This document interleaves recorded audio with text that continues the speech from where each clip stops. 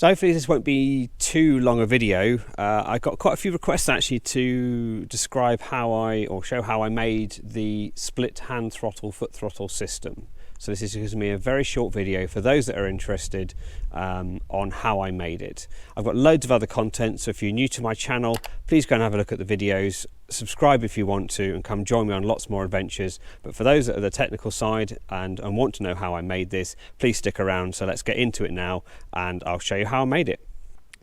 So the main piece of the system that makes it work is it's a cable splitter, and I'll just show you it here. This is the cable splitter that I have used. It's a stainless steel, it's got a brass barrel inside.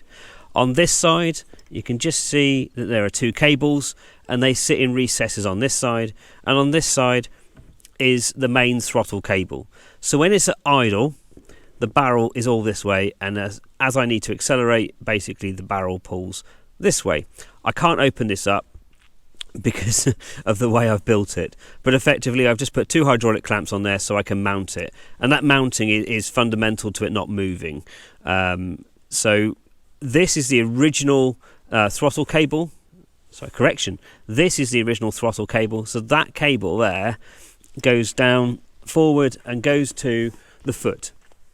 This is the foot throttle, and this is a ferrule. This effectively is the stop. So as you press forward, all it does is move the outer sheath.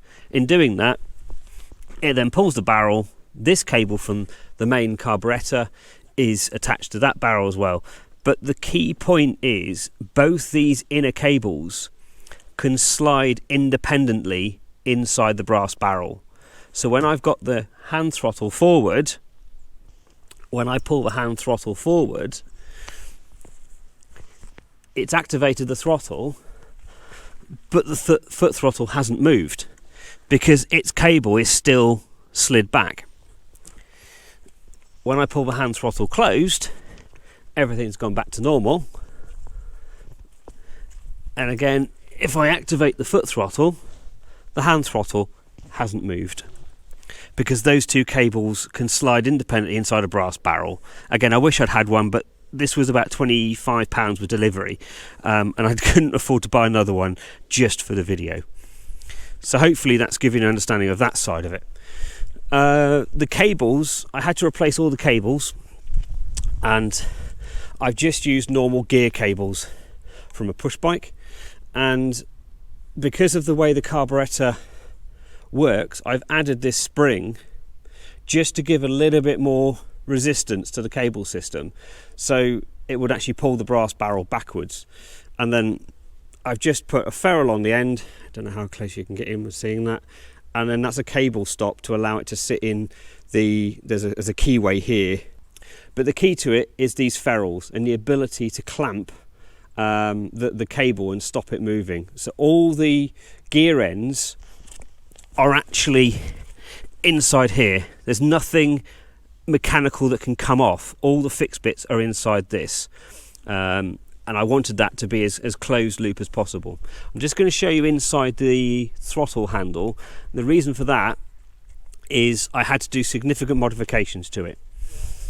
Right, the first point is this is effectively just a lawnmower throttle, and that sounds really crass to say it like that, but it was the only one that A, I felt looked right, and B, had a simple mechanics. I mounted it. I'm just going to show you the mount first. It's just a riv nut underneath, so one hole, riv nut, and then I cleanly soldered, to make sure it didn't fray, a hole on the other side that aligned with that riv nut.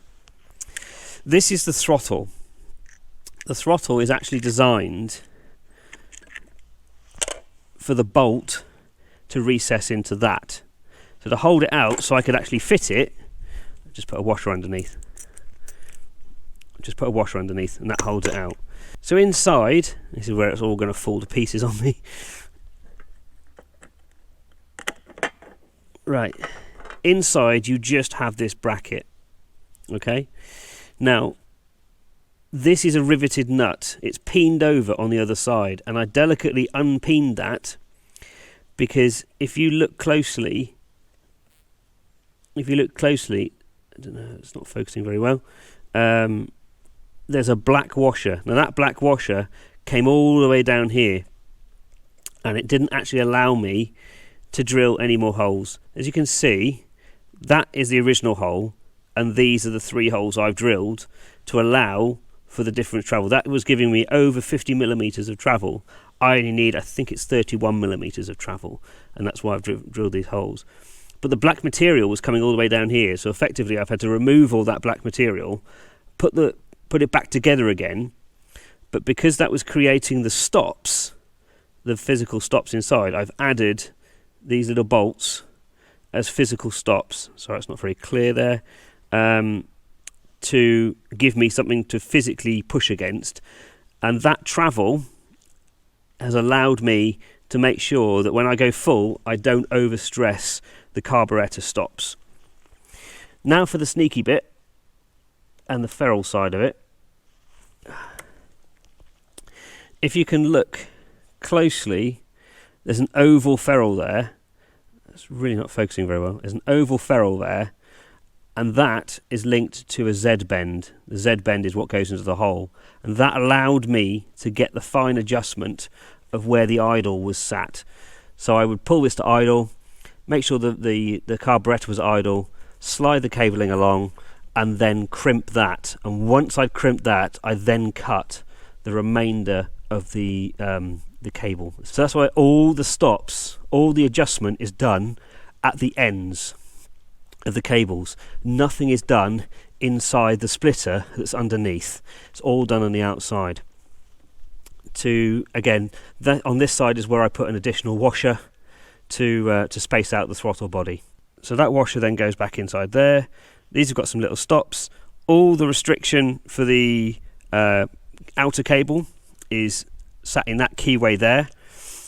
Oops.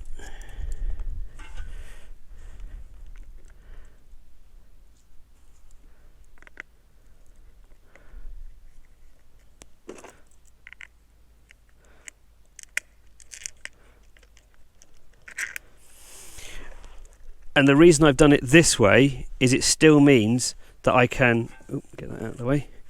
It still means that if I do want to take the PeaBee apart for transporting in a small aircraft, in a smaller vehicle, sorry, I can literally just unbolt this